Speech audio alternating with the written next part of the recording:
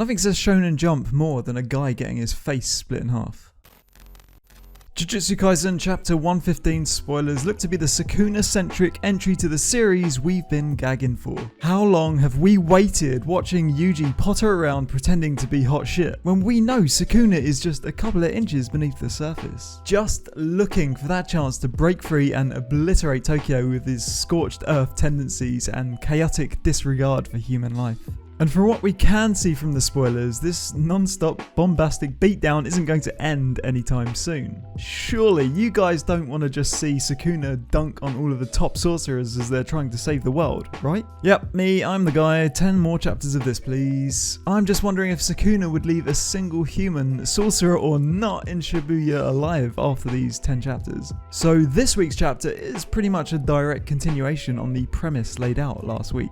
If you can land a single hit on me, then I'll humour you and help you with your plan, Sukuna says, as if there's even a single chance Jogo could actually manage the feat, which he sure as shit can't. And as far as my top 3 Sukuna brutality moments in these panels go, thanks for asking, they would have to be: number 3, slicing off Jogo's hands before he had even noticed; number 2, caving in Jogo's brain with a double-handed overhead jackhammer sumashu; and number 1, catching Jogo straight after his brain pancaking with a death grip to the jaw, and then running him through the roof and subsequently driving him through 25-ish stories of a skyscraper. Love taps aside, we seem to get some pretty cool interactions between Sukuna and the newly introduced Jujutsu sword user and Panda, whom both seem to immediately realise they're dead if they even breathe the wrong way around Sukuna. And while this is happening, it seems like Jogo took the time to pick his jaw off the ground and heal some damage, only to summon a giant blazing meteor aimed at Sukuna. In turn, it seems like half of Shibuya is about to be claimed as collateral damage.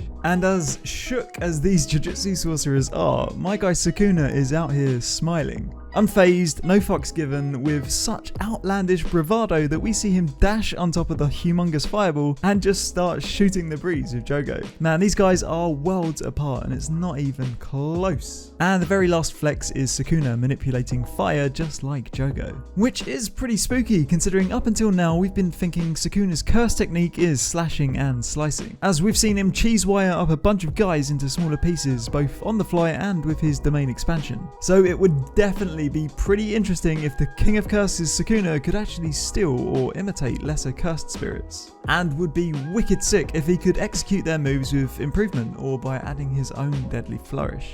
So yeah, that's where we're at with the spoilers for this chapter, and can we just agree on how high quality these releases have been? Back to back consistent hype beasts dropped weekly. Tell me there's a better series in Weekly Shonen Jump right now and I'll call you out for being a goddamn liar that you are.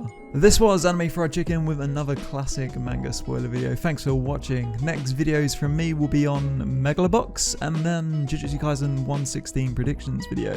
I'm actually watching today Sword of the Stranger, Redline and Getter Robo Armageddon. So maybe there'll be a video on those. But really, I feel like making another video on Ava, Made in Abyss, Berserk, who knows. Subscribe if you want to see any of that and catch me next time. Cheers.